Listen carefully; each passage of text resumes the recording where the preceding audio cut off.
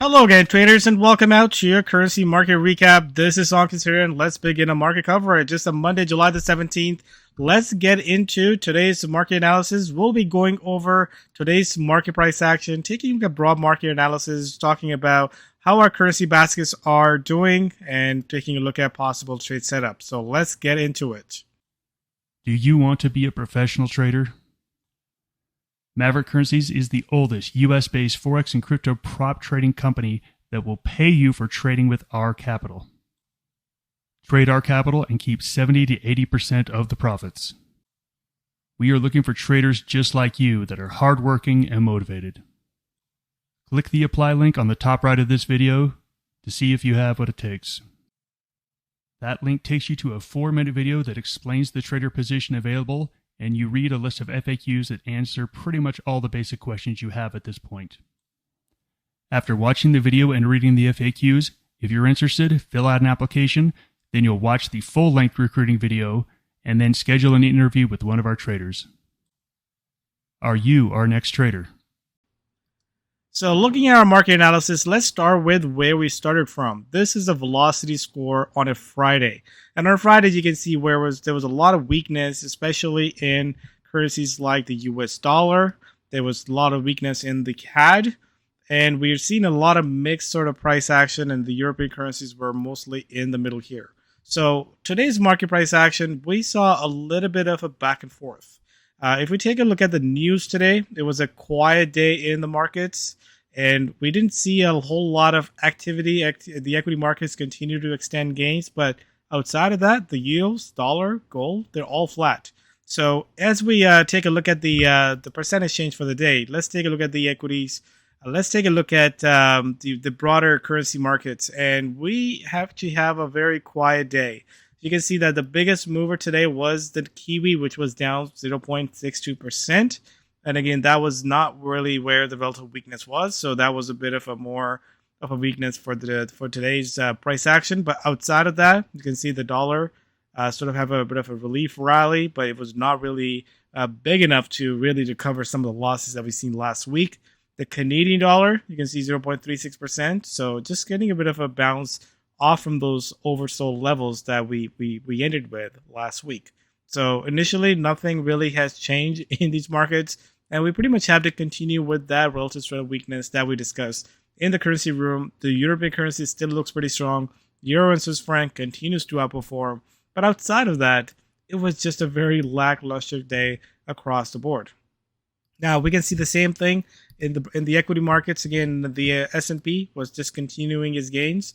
The World Stock Index is also up. Everything sort of continuing from Friday. Crypto actually had a continuation as well, down 2.52%. Again, adding on to the losses from Friday. Gold was flat and oil was down. Overall, just taking a bit of a sort of a pullback off of this recent rally that we've seen in the oil. So that's really what we've seen here. And in the crypto world, the Bitcoin Cash had the most negative momentum, down 4.31%. But outside of that, you can see everything was down between 1 to 2%.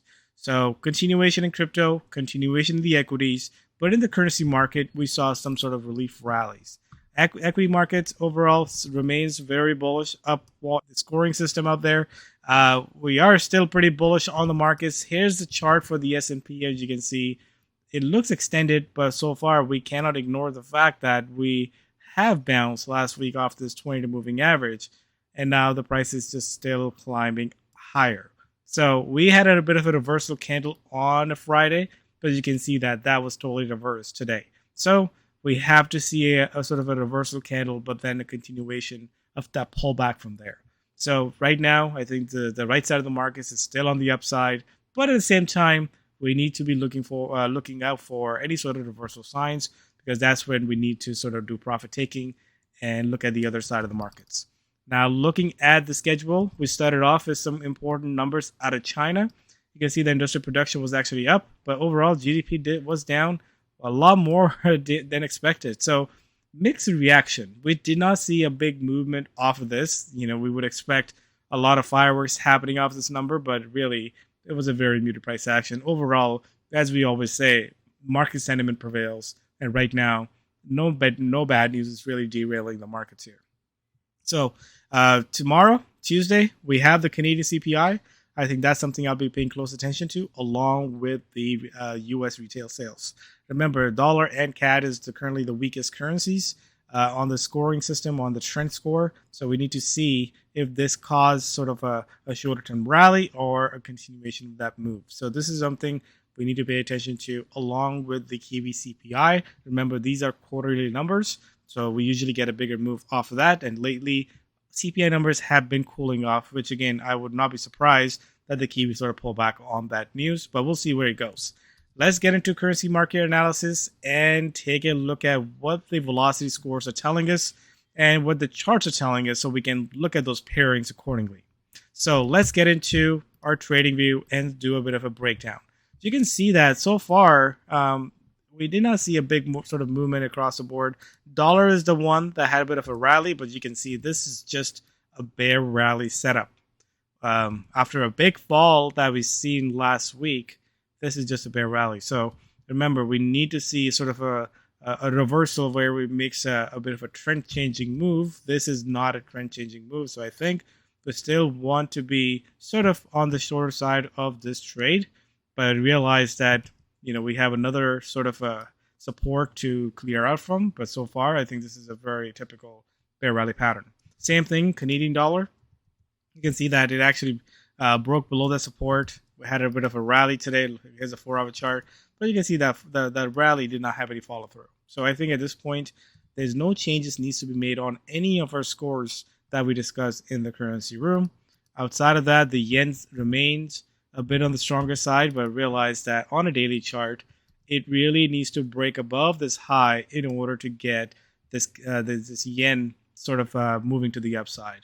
In the grand scheme of things, this is still a bear rally pattern. We're sort of stalling over here.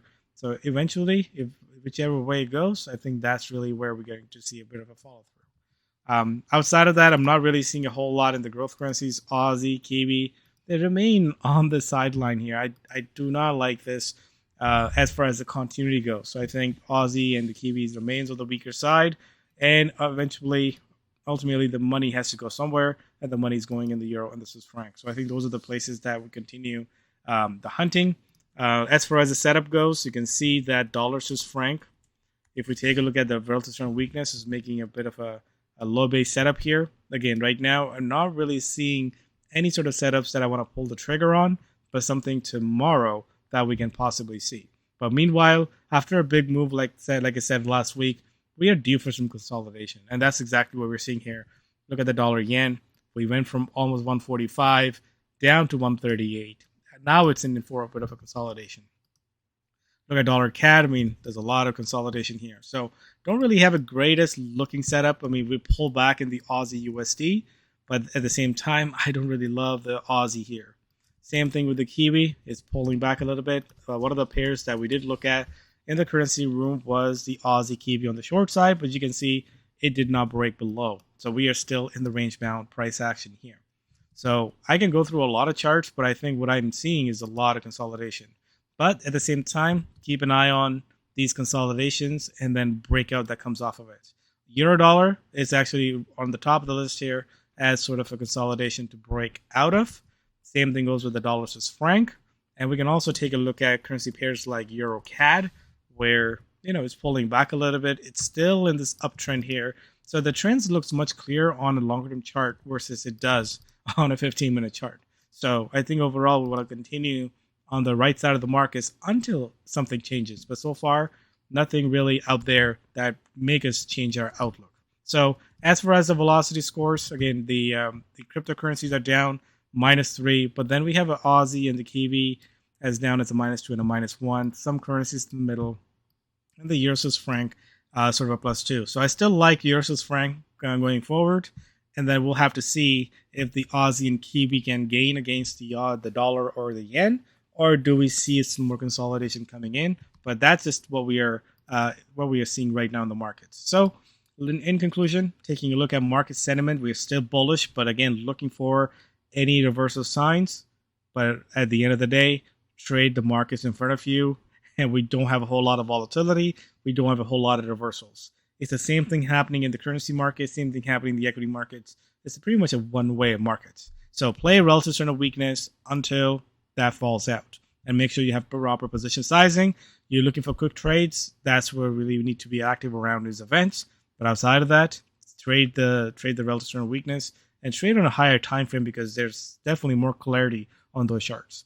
Thanks everyone for joining. This is all for now. We'll be back tomorrow for another market update. Take care, everyone. Cheers.